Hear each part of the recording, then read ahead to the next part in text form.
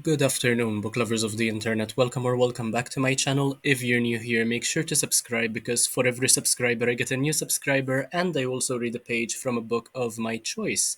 So, a couple of days ago, I finished reading Chainsaw Man Volume 11, which is the last book in the part 1 of Chainsaw Man, and part 1 is referred to as public safety arc, which I completely understand why it is referred to as such. So this one I rated 3 out of 5 stars and it had the usual 190 pages. And there are going to be many spoilers ahead, so if you haven't read this or watched it, please click away. So as predicted, in this one we see Chainsaw Man going full out against Makima and he manages to defeat her. And I am glad he did, but that was honestly rather underwhelming. And although Makima is dead, the Control Demon has now picked its next victim already, who will probably have a massive role in the second part. Denji decided that it would be a good idea to merge with Makima by eating her, if I understood that correctly, and that is how he ultimately defeated her.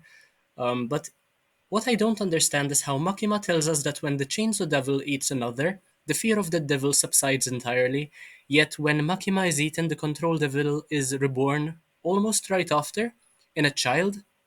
So I'm not sure whether this implies that people no longer fear control, which would be very weird. And we finally see Pochita in action, and Power's love for Denji finally comes through thanks to a contract of her design. Um, Power might not necessarily love Denji, but she certainly kind of reveres him or sees him as a friend, which is something that is completely uncharacteristic of Power, which indicates how much of a fan of Denji's she is.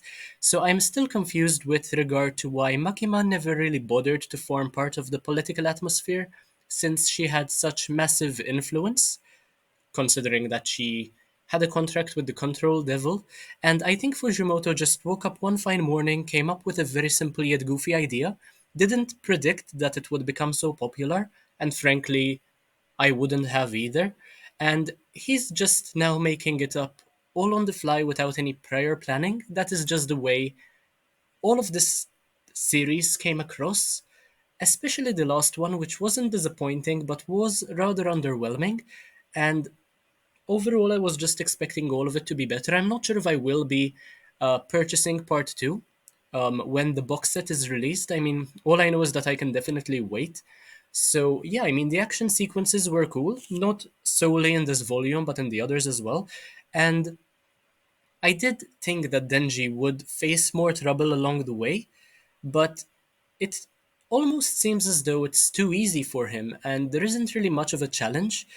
And the whole point of the series, I think, at least for the first part, is that in life you never truly know what your purpose is, or basically to what extent you're being controlled by others, so you shouldn't let anyone undervalue you or disrespect you because we're all in the same boat at the end of the day. I think that is what Fujimoto was trying to convey with the series, that you shouldn't let people define who you are. You should be the only person to be able to do that. Though I'm probably looking too deeply into this, knowing the way Fujimoto thinks and writes, now that I've read 11 of his books. So, in this case, right, Makima definitely underestimated Denji's cleverness, and it's later revealed that she never even saw him as a human, just a scent, which is why she has very close to a fetish for dogs, I would say, which is extremely weird. And I found it to be pretty neat how Denji is so consistent with how he wishes for love and good grub, and how he managed to get both in the end. So what he yearned for, I suppose he accomplished, even though he did go through quite a lot of emotional turmoil to finally end up where he wished to in the beginning, which can be said of anybody's journey, really. So, yeah, mission accomplished, I suppose, despite all the loved ones he lost throughout his journey of trying his best to keep the public safe. That was also one of the main points. I mean, thousands of people died, but yeah, I mean, he did manage to keep the public safe ultimately, and many people started to respect him for saving them. I mean, there are many people, even creating advertisements for him, making merch to promote his name even further, which is weird to me because if a devil's name, right, becomes popular, then people should fear the devil even more, following the series' logic. So I am very confused. Somebody please explain that to me in the comment section. Perhaps it just didn't come through properly. In the manga, maybe somebody who's watched the anime could explain it to me slightly better. Hopefully, I want to completely understand this.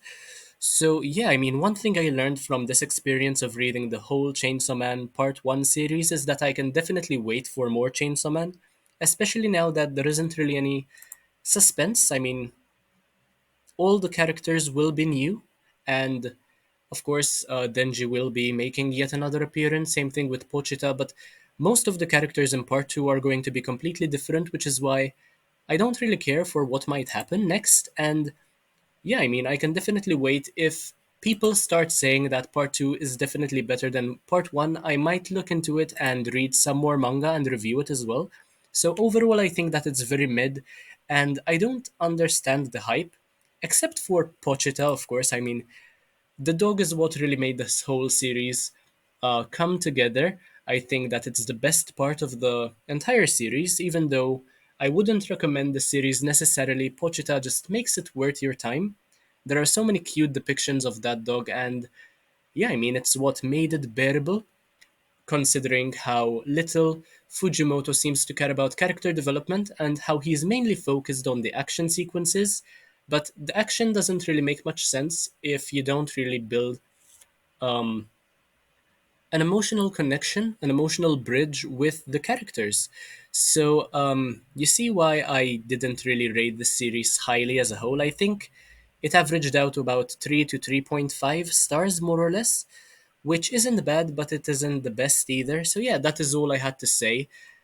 And thank you for watching. Make sure to like, comment, share, subscribe, check out the rest of my content because why not? And I will see you in the next one, hopefully very, very soon. Bye, guys.